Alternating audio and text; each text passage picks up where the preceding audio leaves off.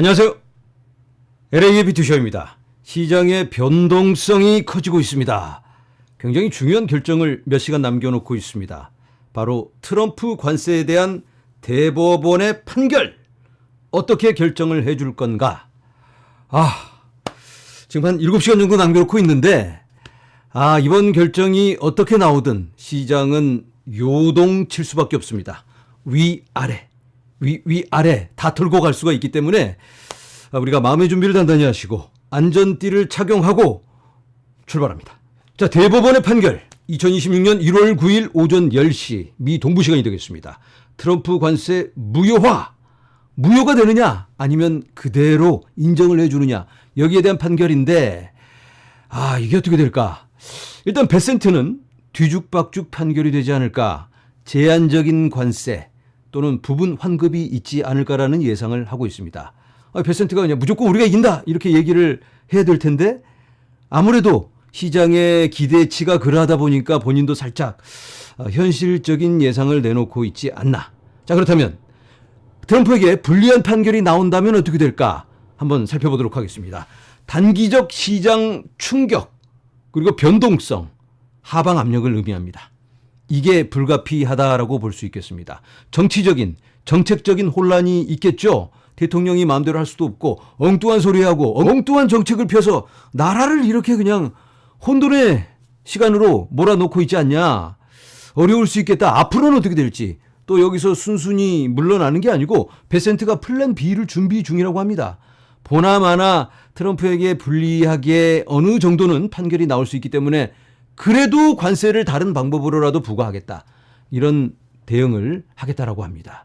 자, 그런데 일단 트럼프에게 불리한 판결이 내려진다면 환급을 의미합니다. 그렇다면 그 환급을 위해서 돈을 어디서 나나요? 국채를 발행해야 되겠죠? 그렇다면 국채 금리가 상승하고 코인은 하락할 수밖에 없습니다.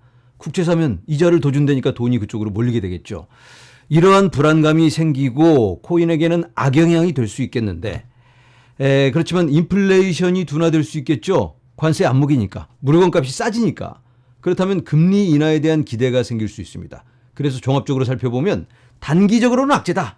하지만 장기적으로 봤을 때는 어느 정도는 호재가 될 수 있지 않냐. 정상적인 방향으로 예전처럼 안정적인 무역이 가능해집니다.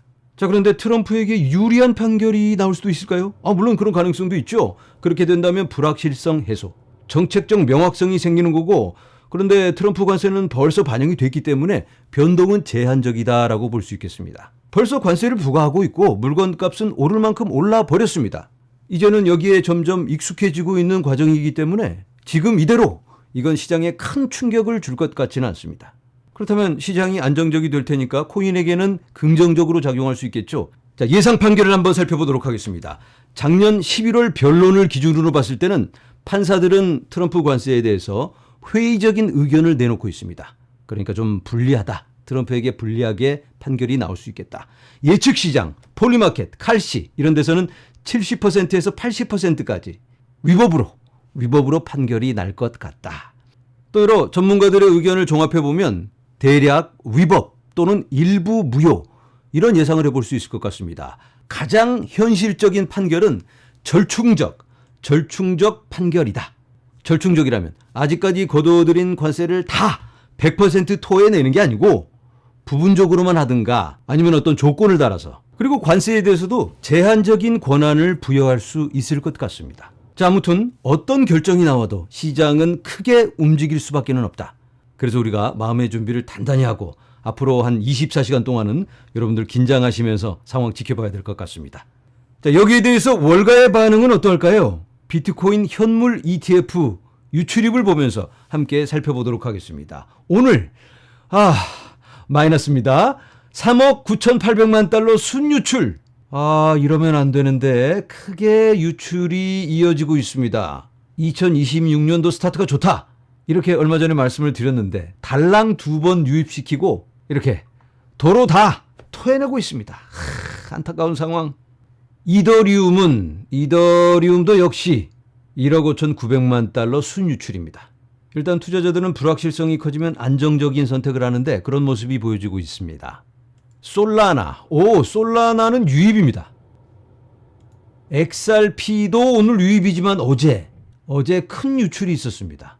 $10,000,000 유출인데 전체 비중에서는 그렇게 크지는 않습니다. 다만 아쉬운 건 기록이 깨졌다. 100% 순유입으로 이어가다가 딱 한 번 이렇게 유출이 생겼습니다. 자, 그리고 잠시 후면 또 하나의 중요한 발표가 있겠습니다. 바로 미국 고용보고서.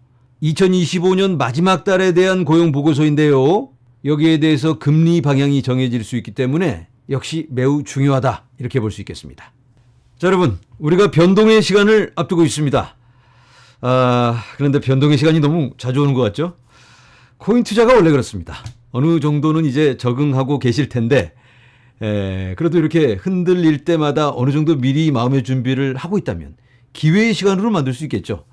자, 우리가 기억해야 될 건 트럼프의 관세, 여기에 대한 어떤 결정이 나오든 코인의 큰 흐름은 변하지 않는다. 이런 부분 참고하시고 각자에게 맞는 최선의 선택을 하시기 바랍니다. 이번 영상은 여기까지입니다. 여러분, 감사합니다.